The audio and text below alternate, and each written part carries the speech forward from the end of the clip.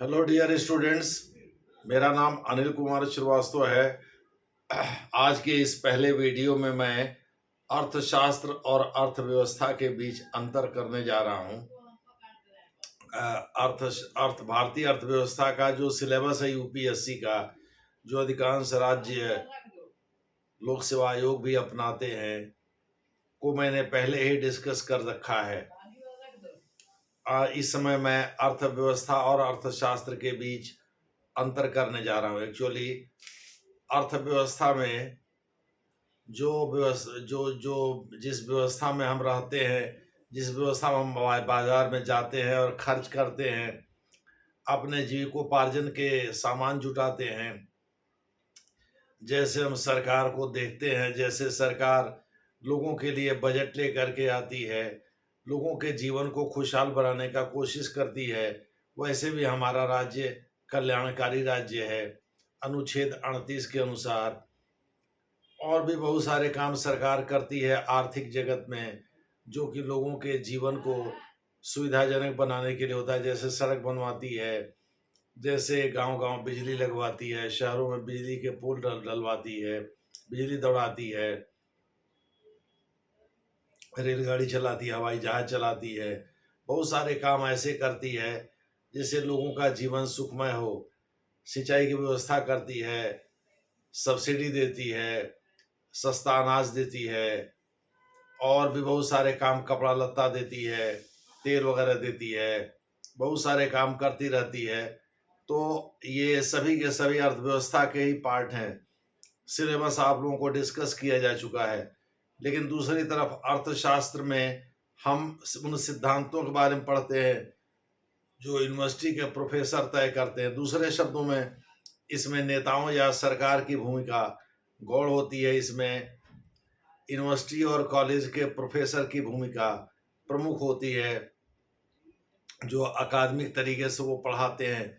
ये हो तो ये होगा, ये हो तो ये होगा। इसमें असम्पशन यानी पूर्व धारणा की जाती है। या जैसे ज़्यादातर अर्थशास्त्री मानते हैं कि इंसान राशनल होता है, तार्किक होता है। यानी अगर किसी गूंगे को भी गुड़ खिलाया जाए तो वो अच्छा, या बढ़िया मिठाई खिलाई जाए तो अच्छा फील करेगा और वो अच्छा संकेत देगा, भले वो बोल ना पावे। दूसरे शब्दों में अर्थशास्त्री ये मानते हैं कि हर इंसान तार्किक होता है और इसी हिसाब से वो आर्थिक जगत के फैसले लेता है। तो इसमें इसी अनुसार उसमें सिद्धांतों की रचना होती है। सिद्धांत idealisation of the highest order कहे जाते हैं। दूसरे शब्दों में उच्चतम आदर्श की अवस्था, जिसमें कल्पना की जाती है कि भाई अगर इस तरह से चीजें हों तो सब कुछ हंकी डोरी यानी बढ़िया बढ़िया होगा। दूसरे शब्दों में अर्थशास्त्र जो है कॉलेज और यूनिवर्सिटी में पढ़ाए जाने वाला एक अकादमिक विषय है, जिसका नेताओं या नौकरशाहों से लेना देना नहीं होता। अब अर्थव्यवस्था में जनरली हम विकास के बारे में पढ़ते हैं, योजनाओं के बारे में पढ़ते हैं, कल्याण के बारे में पढ़ते हैं, जैसा मैंने अपने ओपनिंग लेक्चर में बताया। जैसे उदाहरण के लिए अगर 0.499 से कम अगर ह्यूमन डेवलपमेंट इंडेक्स है तो उस देश को हम अंडर डेवलप्ड या कम विकसित राज्य में गिनते हैं, जिसमें अफ्रीका, लातिन अमेरिका के कई राज्य आते हैं, कई देश आते हैं।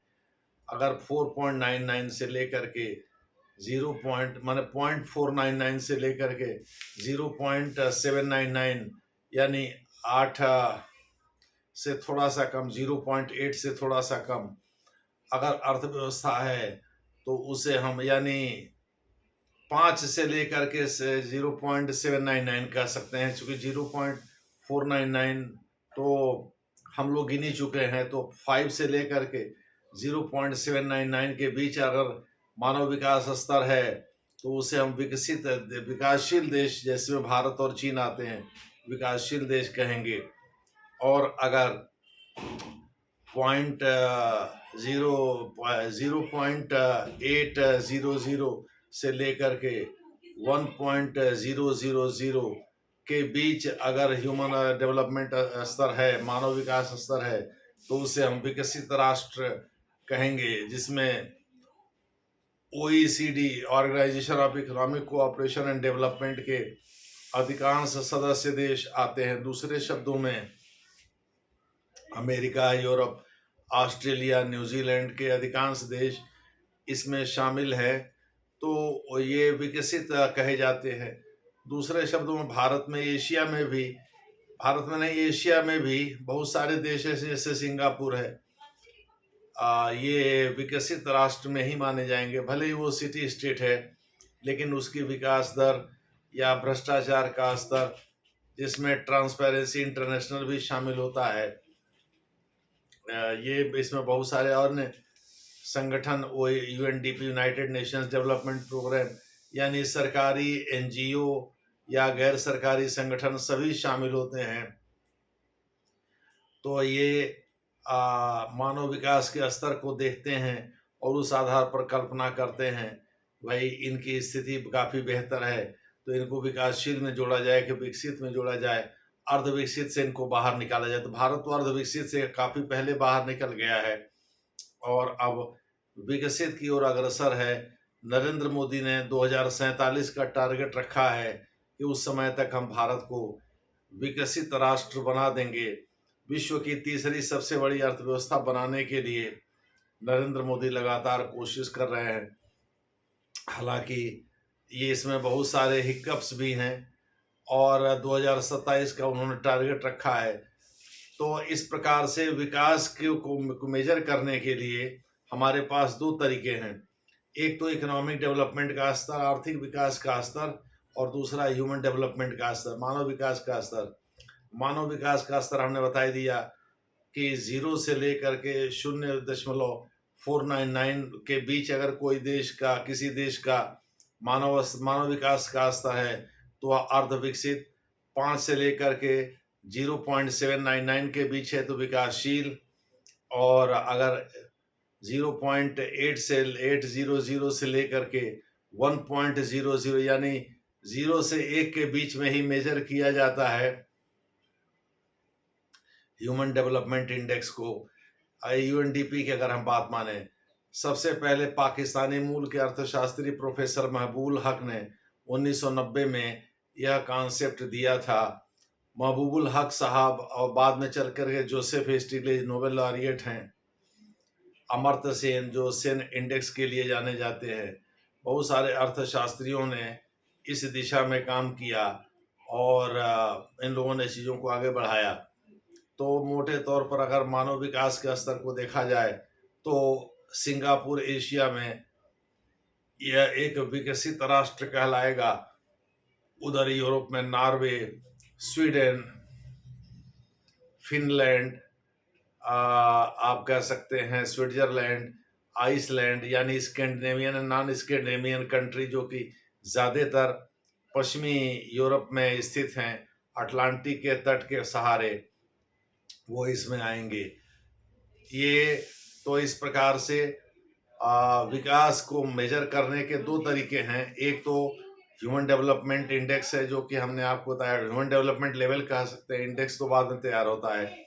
और दूसरा जो है वो इकोनॉमिक डेवलपमेंट लेवल है। इकोनॉमिक डेवलपमेंट लेवल के आधार पर देशों को दो भागों में बांटा जाता है, यानी दो ब्रॉड ग्रुप हैं। एक परचेजिंग पावर पैरिटी के यानी क्रय शक्ति की समता के आधार पर देशों का मूल्यांकन, और एक एक्सचेंज रेट बेसिस विनिमय दर के आधार पर देशों का मूल्यांकन। क्रय शक्ति की समता यानी पीपीपी, परचेजिंग पावर पैरिटी किसको कहते हैं? मान लीजिए दिल्ली के मुखर्जी नगर में कोई स्टूडेंट रहता है और वो औसतन 45,000 रुपये खर्च करता है महीने में अपने जीवन को चलाने के लिए, पढ़ाई लिखाई के लिए, किताब कापी, रेंट, खाने पीने आदि सब चीज़ों को मिला करके, और यही $15,000 खर्च करता है अमेरिका का एक औसत स्टूडेंट। तो $15,000 बराबर 45,000 रुपये, ये परचेजिंग पावर पैरिटी के आधार पर तय होगा। इसके आधार पर भारत विश्व की तीसरी सबसे बड़ी अर्थव्यवस्था है, पहले चौथी सबसे बड़ी अर्थव्यवस्था थी। तो इस प्रकार से परचेजिंग पावर पैरिटी का बेसिस कहते हैं। और एक दूसरा होता है एक्सचेंज रेट बेसिस। अंतर्राष्ट्रीय बाजार में मान लीजिए $1 के मुकाबले रुपए की जो कीमत है वो 87 रुपये 33 पैसे है। दूसरे शब्दों में $1 बराबर 87 रुपये मोटा मोटी मान लीजिए। तो ये अंतर्राष्ट्रीय बाजार में डॉलर के बदले रुपए की जो कीमत है वो जो तय है, उसके आधार पर भारत 5वीं सबसे बड़ी अर्थव्यवस्था इस समय, तीसरी बनने की कोशिश कर रहा है। इसके आधार पर चीन दुनिया की दूसरी सबसे बड़ी अर्थव्यवस्था है, पहले नंबर पर अमेरिका है, तीसरे नंबर पर जापान है, चौथे नंबर पर जर्मनी है, पांचवें नंबर पर भारत है।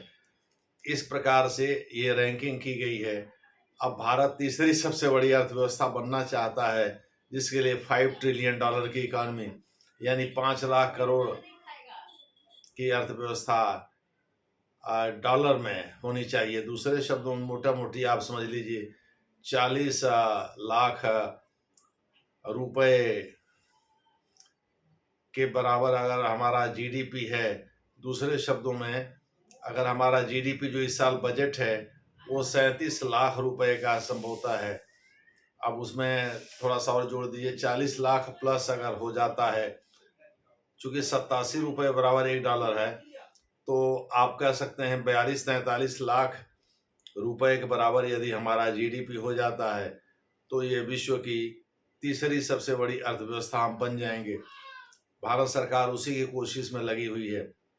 हालांकि उसके लिए लोगों की तंगहाली भी देखना होगा। लोग महंगाई से, बेरोजगारी से बहुत परेशान हैं। हम लोग भी इस उम्र में भी जॉब के लिए परेशान हैं या जॉब ढूंढते रहते हैं। घर चलाने के लिए अतिरिक्त पैसों की जरूरत होती है, ये सब भी देखना होगा सरकार को। बहरहाल भारत को दुनिया की तीसरी सबसे बड़ी अर्थव्यवस्था बनाने के लिए मोदी सरकार दिन रात एक किए हुए है, प्रयास कर रही है। देखना है आगे क्या होता है।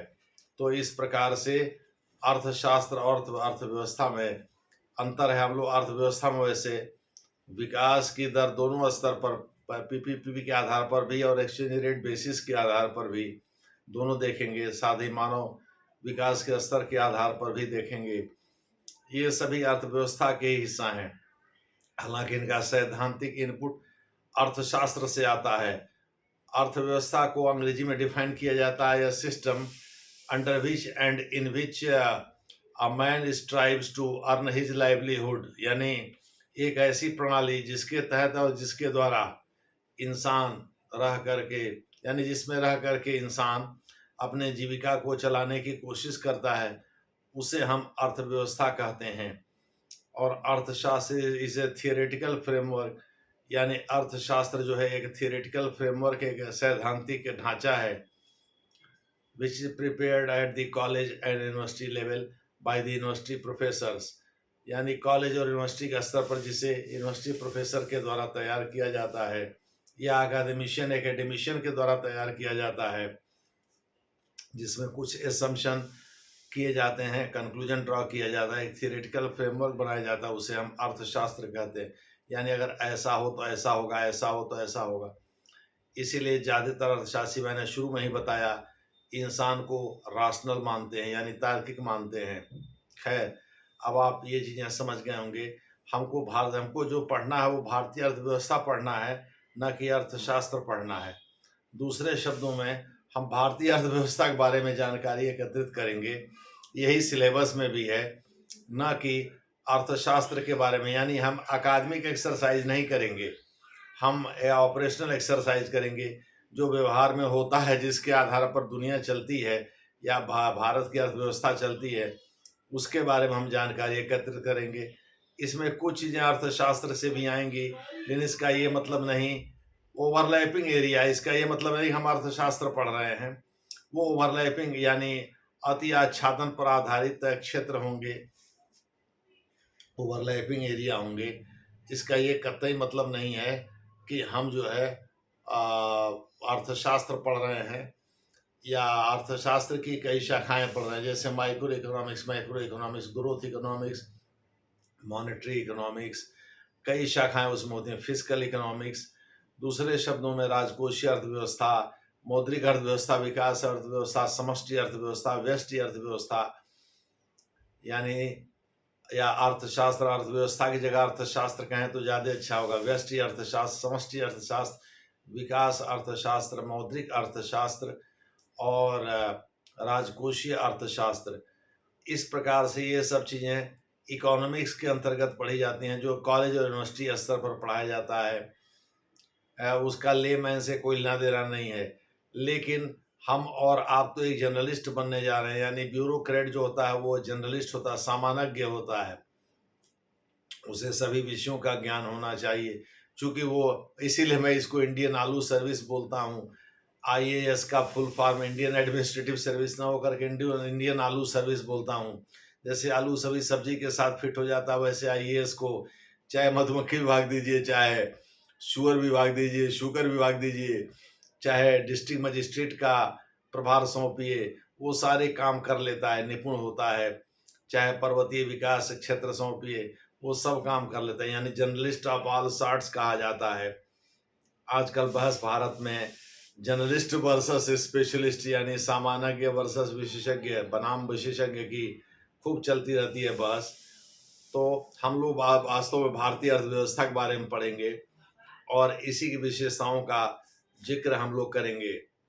इसमें हम लोग देखेंगे विकास के स्तर, योजना जो भारत में चली। ऐसा नहीं है कि अर्थशास्त्री ही तैयार करता है इनको, ऐसा नहीं है कोई एकदम प्योरली सामान्यज्ञ ही इसको, इसीलिए चीफ इकोनॉमिक एडवाइजर होते हैं वित्त मंत्रालय में, जो कि ब्यूरोक्रेसी को हेड करते हैं, नौकरशाही के प्रमुख होते हैं।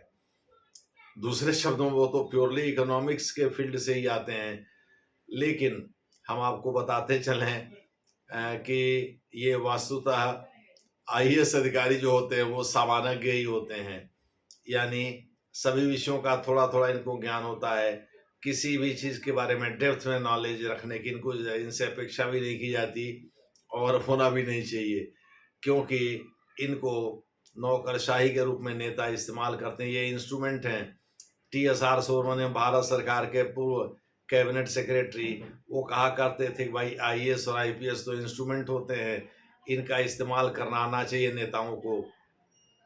डेमोक्रेसी है, लोकतंत्र है, लोकतंत्र में नेता सर्वोपरि होता है और वही आईएएस आईपीएस का या पीसीएस का इस्तेमाल करता है। कैसे इस्तेमाल करता है इस पर डिपेंड करता है उसकी सफलता। इसीलिए जब हम सरकार की सफलता या असफलता का मूल्यांकन करते हैं तो वस्तुतः हम नेताओं के सफलता और असफलता का मूल्यांकन करते हैं, या उन पार्टियों के जो सत्ता में रही हैं। और चुनाव में जब हम जाते हैं तो उन पार्टियों के ही बारे में, नीतियों के बारे में चर्चा करते हैं। कभी ब्यूरोक्रेट का जिक्र नहीं होता, जबकि इम्प्लीमेंट करने का काम जो है ब्यूरोक्रेसी का ही है, नौकरशाही का। या इम्प्लीमेंटेशन एक बहुत बड़ा कार्य है। मोटे तौर पर हम लोग अर्थव्यवस्था, भारतीय अर्थव्यवस्था के बारे में पढ़ेंगे। सिलेबस हमने डिस्कस कर दिया है और हम लोग अर्थशास्त्र के बारे में नहीं पढ़ेंगे। धन्यवाद।